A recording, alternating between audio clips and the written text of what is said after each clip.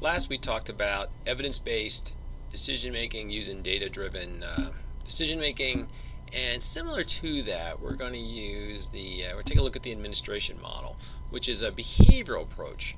It's kind of how we get our head around what's going on, as opposed to just adding up the points in a spreadsheet like we did with buying the used car.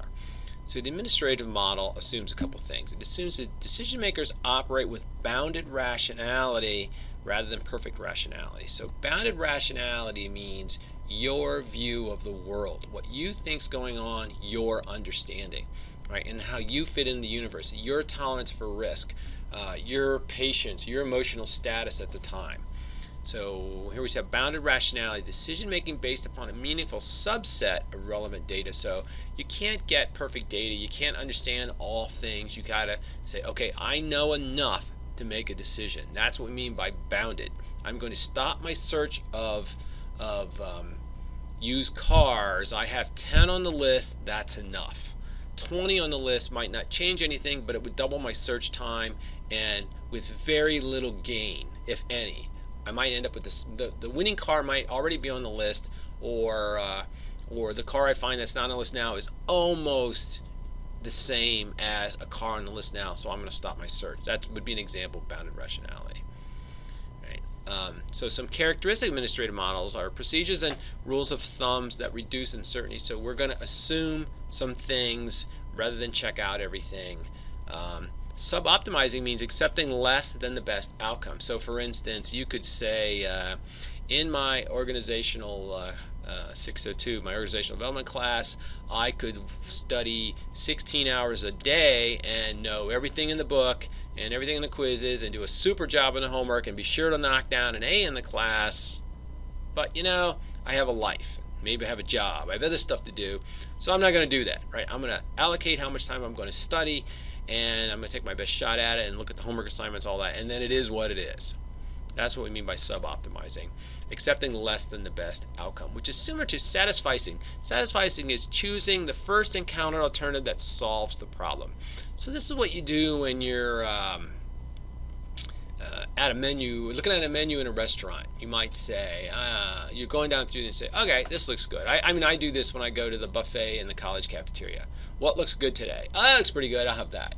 Now, I could search all the different counters. I could see what the guy's making over at the omelet station. I could do all that at the grill. I could do all that, right? But quite frankly, it's not worth the effort, right? I just want something that's gonna be decent.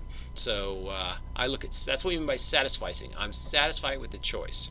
I know it's gonna be okay. There may be something better there and I may miss it, but quite frankly, the world's not going to end. I'd rather not stand in all those lines and wait and get up there and then find out there was no better choice. So that's what we mean by satisficing. Again, it saves us time, it saves us mental effort. We have to make a lot of decisions every day, and managers make a lot of decisions.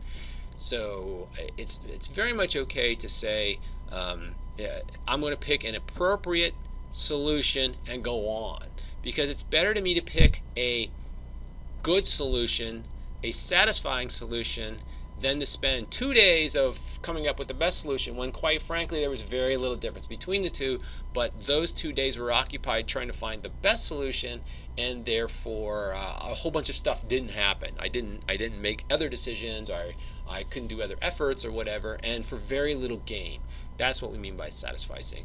Some people will tell you good enough is the enemy of best. Well, maybe it is, but you need to pick your battles. You can't have the best solution for everything. So sometimes good enough is good enough, in my opinion, because there's so many things going on. And the guy who wrote that book, I don't think was ever a manager. He didn't make enough decisions fast enough. He probably was a college professor who, I should look it up. He probably was a college professor who didn't have to make a lot of decisions very fast. But quite frankly, good enough is appropriate on the day-to-day decisions that are not make or breaks. Like, what am I having for lunch? It's not going to change my life one way or the other. All right, some of the behavioral forces also driving decision makings. Ethics, right? I know this isn't the smartest move, but it's the right thing to do, therefore I'm going to do it. Intuition, boy, these seem pretty close together, and I know A seems a little better than B, but my gut's telling me go with B, and quite frankly they're pretty close, so I'm going with B. risk, right? What's the risk involved with these? That's also part of it. And political forces, sometimes the political forces at work are pretty strong and there's pressure to make one decision over another, and sometimes you need to bow to it even though you know it would be better to do the other thing.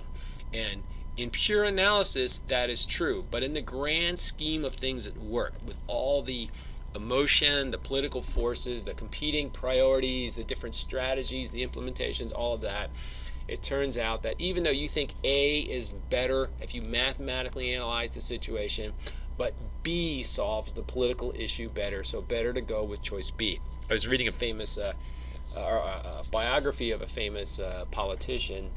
He was a military guy, actually, and he was saying when he was in the Pentagon, they were going to refurbish a bunch of destroyers for the Navy. That's where they bring them in and they upgrade the electronics in the engine and all that kind of stuff, right? They completely gut the ship, and it's a lot of work. It's millions and millions of dollars. So they had a senator who was on the Armed Services Appropriation Committee. They're the ones that dole out the money to the military, right? So they have to have this money. And the senator had promised his people, his constituents from his home state, those ships will be refurbished at the seaport in his home district, at the shipyards there. And so when the Pentagon has system engineers, they do the analysis and say, who can do this work the most cost effectively? Unfortunately, the answer came out, a different shipyard. But this is not going to work. The senator has promised his people that voted for him, he's bringing home this work to his district. And he doles out the money to the military. Now you can say, all right, the money was wasted. They should have gone to the other place and saved a little bit of money for the military and all that.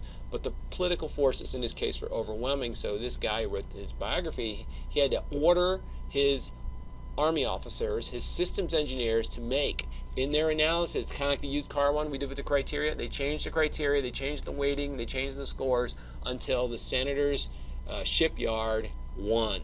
Right, that was the choice. Even though they knew that wasn't the best, and everybody knew it wasn't the best, that was the choice because of political forces.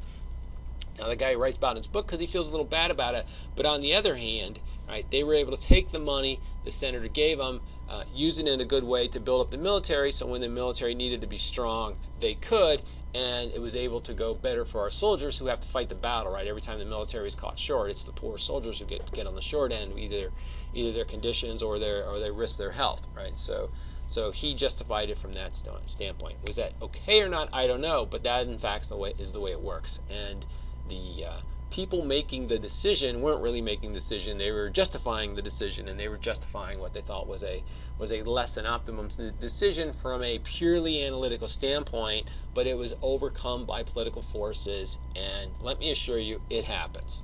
Right? And when it happens, you make your case, but if somebody says, I understand all that, but this is the way we're going, you got to understand that is the way they're going, and it's my advice to you just to, you want to look intelligent, you want to make your case properly, but when they say, I understand all that, and you did a good job analysis, but we're going with choice B, not choice A, you just have to accept it.